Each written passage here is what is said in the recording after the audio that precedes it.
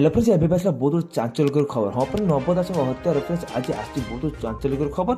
ଗୋପାଳ କହୁଛି ସମସ୍ତଙ୍କ ଆଗରେ ମୁଁ କହିବି ସତ, ସବୁ ଟିଭି ଆସ, ସବୁ ପେପର ଆସ, ମୁଁ ସତ କଥା କହିବି କ'ଣ ହୋଇଥିଲା ସେଦିନ। ତ ହଁ ଫ୍ରେଣ୍ଡସ୍ ଗଣମାଧ୍ୟମ ଆଗରେ ସବୁ କଥା କହିବ ବୋଲି ଏପରି କିଛି ଗୋପାଳ କହିଛି।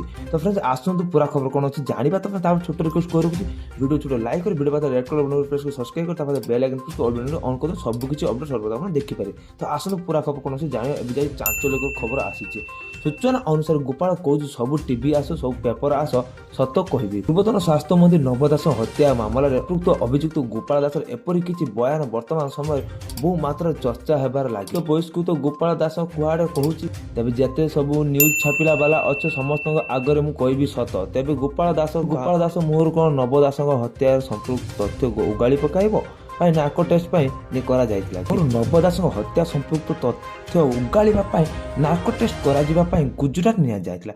ତେବେ ସେଠାକୁ ଯିବା ସମୟରେ ନ୍ୟୁଜ୍ ପେପର ନବ ଦାସଙ୍କୁ ଗୁଳି ମର୍ଡର କରିଥିବା ଅଭିଯୋଗରେ ଗୋପାଳ ଦାସ ନ୍ୟୁଜ୍ ଟିଭି ଓ ଅନ୍ୟାନ୍ୟ ନ୍ୟୁଜ୍ରେ ଦେଖିବାକୁ ଖୁସି ହୋଇଯାଇଥିଲା।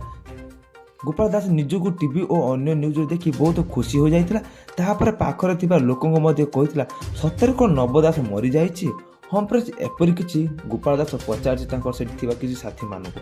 ତେବେ ଜୀବନରେ କେବେ ବି ବିମାନରେ ବସିନଥିବା ଗୋପାଳ ନାକ ଟେଷ୍ଟ ପାଇଁ ମଧ୍ୟ ପ୍ରଥମ ଥର ପାଇଁ ବିମାନରେ ବସିଥିଲା, ଯେଉଁଥିପାଇଁ ଗୋପାଳ ମଧ୍ୟ ବହୁତ ଖୁସି ହୋଇଯାଇଥିଲା। ତେବେ ନବ ଦାସଙ୍କ ହତ୍ୟା ସହିତ ଜଡ଼ିତ ଥିବା ଗୋପାଳ ବର୍ତ୍ତମାନ ସମୟରେ ବହୁତ ଚର୍ଚ୍ଚାରେ ଅଛି। ଏହା ସହିତ ଗୋପାଳ ଦାସର ଏହି ବୟାନ ସବୁଆଡ଼େ ସବୁଆଡ଼େ ଚର୍ଚ୍ଚାର ପରିସରକୁ ଆସିଯାଇଛି। ତ ହଁ ଫ୍ରେଣ୍ଡସ୍ ଯଦି ଆପଣମାନଙ୍କୁ ଏ ଭିଡ଼ିଓଟି ଭଲ ଲାଗିଥାଏ ନିଶ୍ଚୟ କମେଣ୍ଟ ସେୟାର କରି କୁହନ୍ତୁ କ'ଣ ପାଇଁ ଗୋପାଳ ଦାସ କହୁଛି ଷ୍ଟ୍ରେଟ୍ ମିଟିଂ କରିବା ପାଇଁ। ଗଣମାଧ୍ୟମ ସାମ୍ନାରେ କ'ଣ କହିବ, ତ ସତ କହିବ ନା ମିଛ କହିବ ନା ମନ ଗଡ଼ କଥା କହିବ। ତ ଫ୍ରେଣ୍ଡସ୍ ନିଶ୍ଚୟ କମେଣ୍ଟ କରି କହିବେ। ଜୟ ଜଗନ୍ନାଥ।